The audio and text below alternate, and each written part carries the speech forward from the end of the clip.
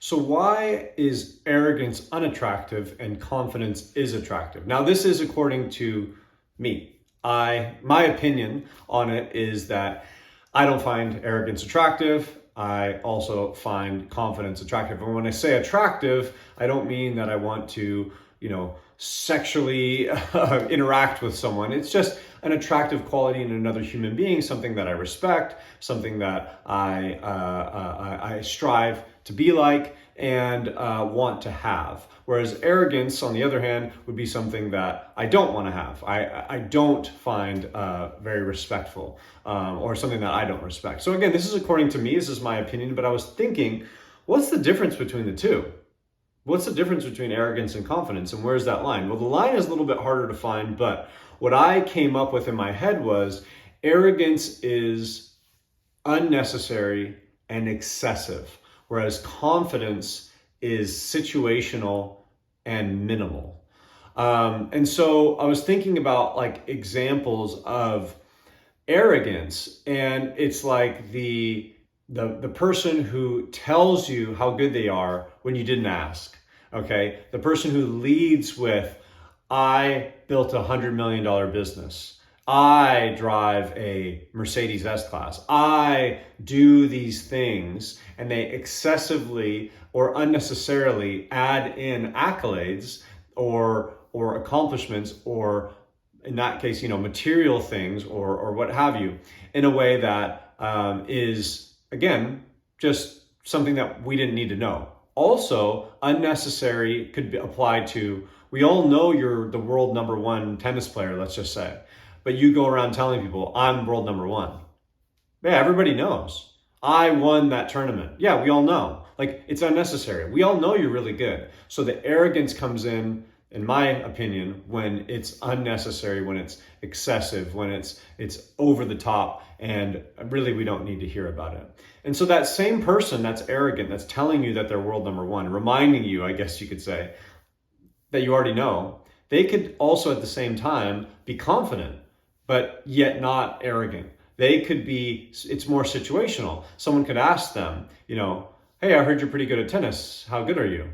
They could take the humble route, which is something that I respect even more. Okay, someone that could say, I've done pretty good. I've been up there. I've won some tournaments. Okay, versus listing off their accomplishments. So I don't know where the line of arrogance and confidence might go in something like that if we're coming to accomplishments. But in regard to, let's just say, hey, who's going to win the Wimbledon championship this year? Let's just say they're in an interview and they're world number one and they're favored to win. The easy answer would be, I'm going to win because I've won it before. All right, I'm world number one. I'm on a big streak. Blah blah blah. But if you were that person and you said something along the lines of, I have as good a chance as anyone else, humility. That's in this tournament, or I'm pretty confident in my abilities, but I'm still going to have to go out there and prove it. Confidence, right? I'm confident in my ability. I think I have a pretty good chance, but the humility side of things might be, but we'll see how the tournament plays out. So there's arrogance, there's confidence. Some people might say, hey, if you're saying that you have a chance to win it, you're arrogant. So I don't know. I think everyone's opinion is a little bit different. But I wanted to talk about this specifically on regard to the humility side of things, because I've been really trying to dive into humility. I've been noticing it in other people. I've been noticing it in chances with myself. And a lot of times it's when I have a chance to be humble by just not saying anything. Meaning, I don't inject the arrogance. Like I said, it's unnecessary. It's excessive.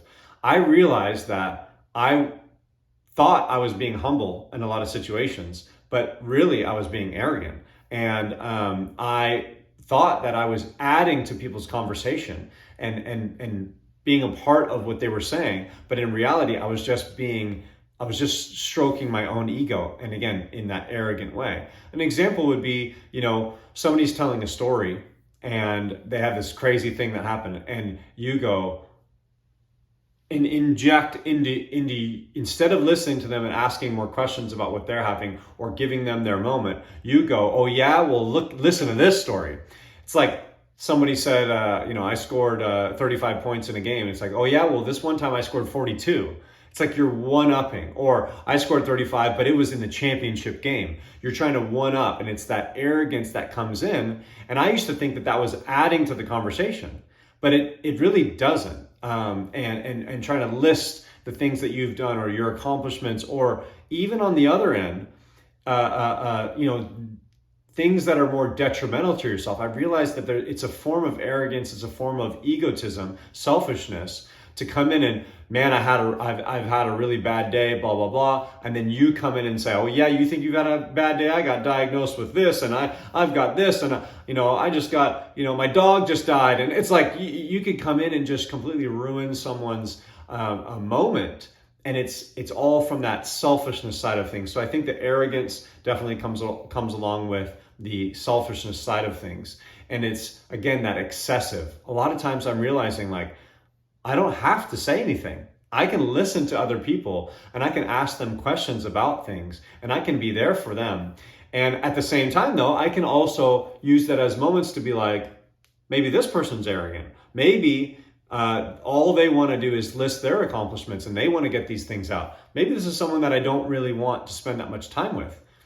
So I hear that and I notice it now. My feelers are out there a lot more, because I know for myself, when I do share excessively, unnecessarily, in that arrogant way, I don't feel any better. I think that that's going to make me feel better. I think that that's going to let me add or jump into the conversation and be part of what's going on. But in reality, the other person, whether they do it consciously or subconsciously, they start to shut off a little bit, because again, it's this dominating, excessive way that doesn't really make people feel good. Even if we're talking about similar things, I don't know. I've noticed myself, I've seen a shutting off where it's like, let's just say the other person starts talking, and then I jump in with my own thing. And that's a pattern that ends up happening all the time. Well, this person, maybe they just wanted somebody to listen. Maybe they wanted some attention. Now, I just take that attention and shift it onto myself. And so that person then is probably less apt to include me in things. And this is what was happening in my life. I didn't realize it. I realized that I've gotten a lot of these patterns from other people in my life, and I've seen it and I've heard it, and I go, oh, now I know where I get that from. And my life became less and less filled with other people, because who wants to be around someone that's constantly talking about themselves and is not really interested in what you're saying? The only reason why they're interested in it is so that they can add their 2 cents to it, so that they can one-up you, or that they can shift the conversation to over them. And I didn't realize that, because really what I thought I was doing was adding to the conversation and making it better. But in reality, it was about me. And so I've noticed these moments where it's almost like I'm holding a pit bull back on his leash. And it's like, well, I really want to say something. I really want to, add this story. Oh, look at me, look at me, look at me. And what I've been trying to do is again, connect with the humility side of things and say, oh, how did that make you feel? Or how was that? Where was that? How old were you when that happened? If somebody is. And then again, like I said, I can also notice if this person just continues to talk about that and they don't ask me any questions, or the conversation's one-sided, just like what I felt with other people, maybe I don't want to be around that person as much. Whereas on the flip side, that confidence, I think there is an air of humility that comes with it, because it's situational. Somebody might ask you a question. Did you do that? Yes. Do you think you can do this? Yes. There's a difference between, oh, yeah, I know I can do that. I'm going to crush that. I'm going to dominate. I'm the best at that. Versus, yeah, I have confidence that I can do that. Why? What makes you so confident? I've done it before. Brings to mind a movie, The Mummy, with Brendan Fraser, the 1997, I think, or 1999, something like that. Well, one of my favorite movies of all time, Rachel Weisz. And so one of the moments that I remember that the confidence side of things, because they actually use the word in it, is they're on the boat going to make this trip to Hamunaptra, the city of the dead. And so and it's hard to find. The city's really hard to find, and people go and they don't come back because there's all these curses and stuff like that. Anyways, well, great movie. Go watch it. But Brendan Fraser has been there before. He's been to the city of Hamunaptra.